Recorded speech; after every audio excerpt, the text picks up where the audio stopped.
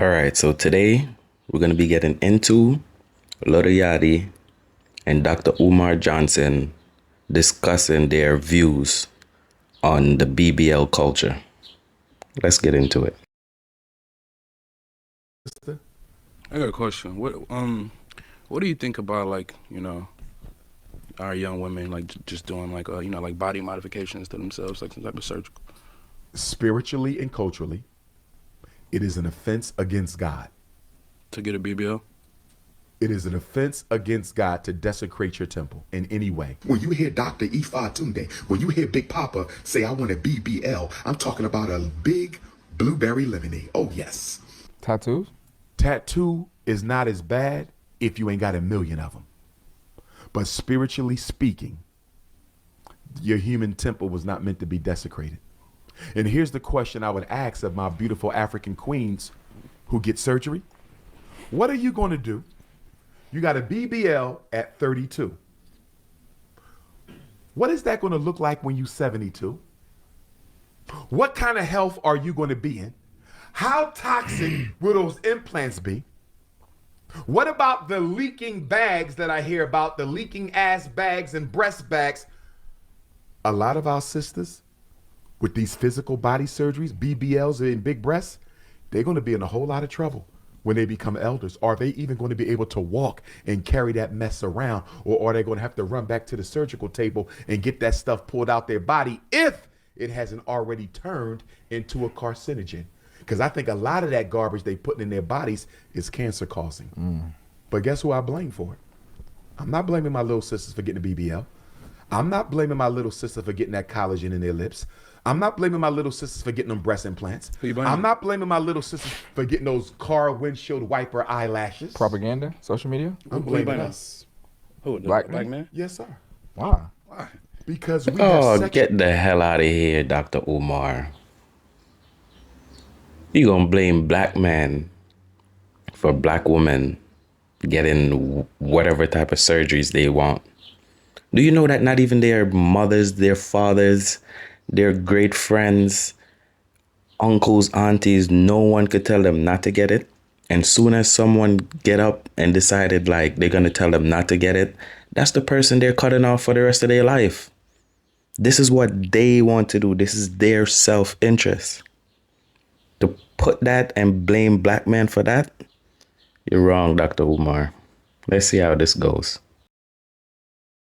actually objectified the black woman. Yeah, but you don't think women make... Let me finish this and then you're going to come back on me, y'all. Because you're one of the faces of hip hop. Yeah. In the videos.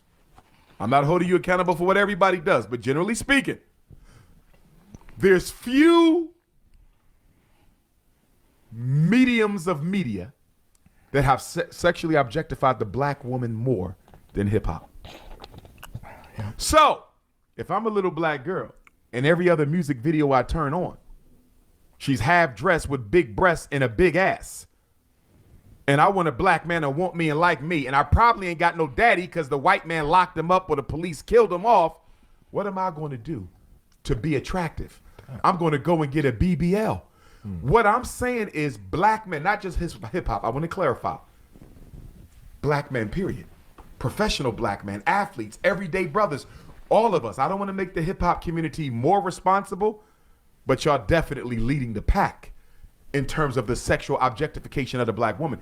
If hip hop and the black man in general did not sexually objectify the black woman, we would not see the BBLs and physical surgeries that we are seeing from our black women to try to look more attractive. That's on us. They're doing it so they can be more attractive to who? Us. And I'm going to disagree with this again. Dr. Umar, you need to get out there and go interview these ladies, and they could tell you who they are getting these surgeries for. And it's for themselves and their girlfriends. Okay?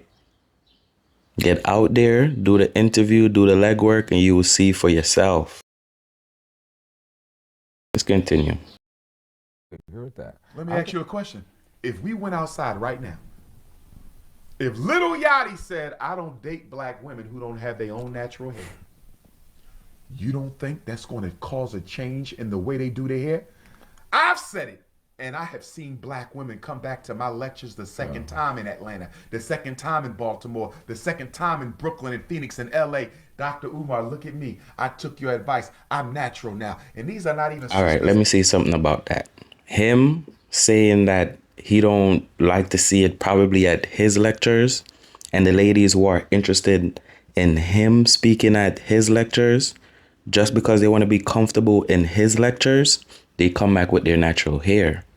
If Lil Yachty was to come out now and say he's not feeling black women who don't wear their real hair, he is gonna receive a lot of backlash from a lot of black females because most of them don't wear their real hair and they want that right to. So it's gonna be a pushback. It could be Lil Yachty, it could be Lil Wayne, it could be anyone that says, I don't like when black women is not wearing their natural hair.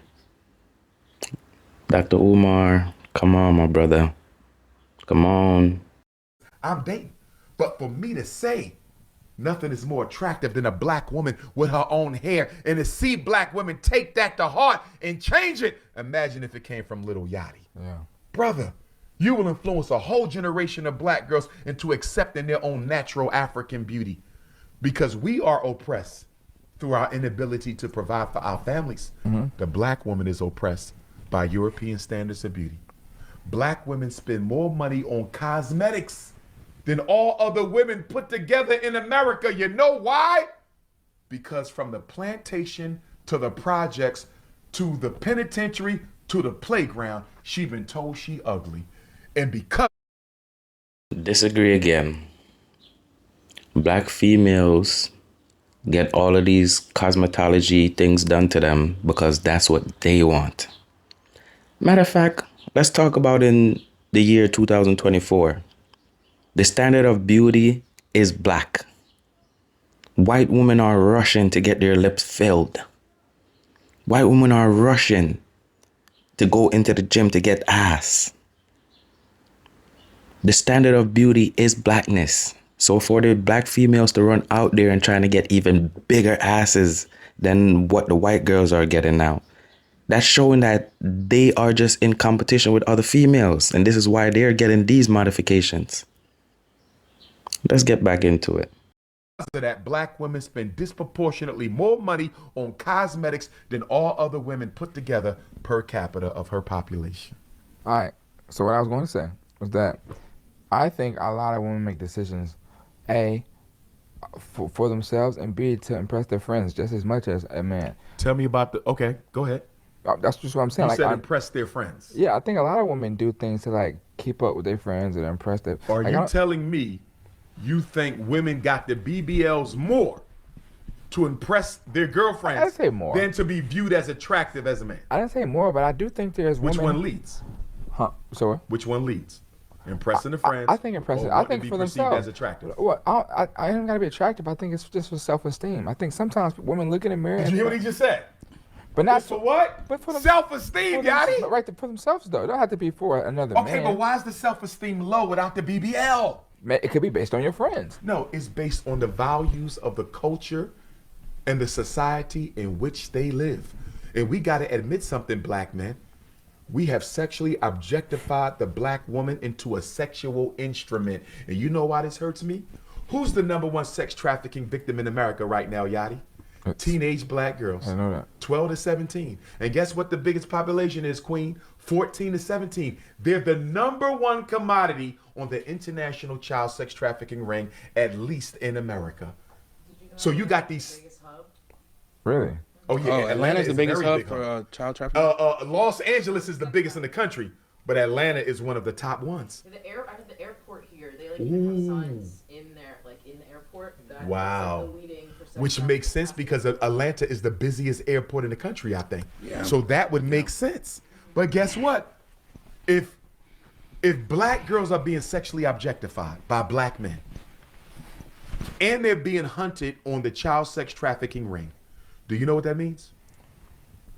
When the police catch the perpetrator, let's say the Atlanta police roll up on a sex trafficker, they got 10 black girls in there, all with BBLs, fake titties, mini skirts, and hip hop clothes. those men who are going to be charged for that crime, how much of a sentence are they going to get compared to if those little girls were white? Right. Because they were black. And we as black men, through our sexual objectification of them, have already stripped them of their humanity. Dr. Umar, you're reaching. Yes. Over the years, black men, they've been sexually objectifying black women. But to say that black man is responsible for young black girls being sexually trafficked, that's even more ridiculous than you saying the BBL situation. You're reaching, and the reaching need to stop. We know your biggest fans, your audience is black women. You call them queens, you call them all of this goddess and all of these words. And they can never do no wrong, and black man is the problem.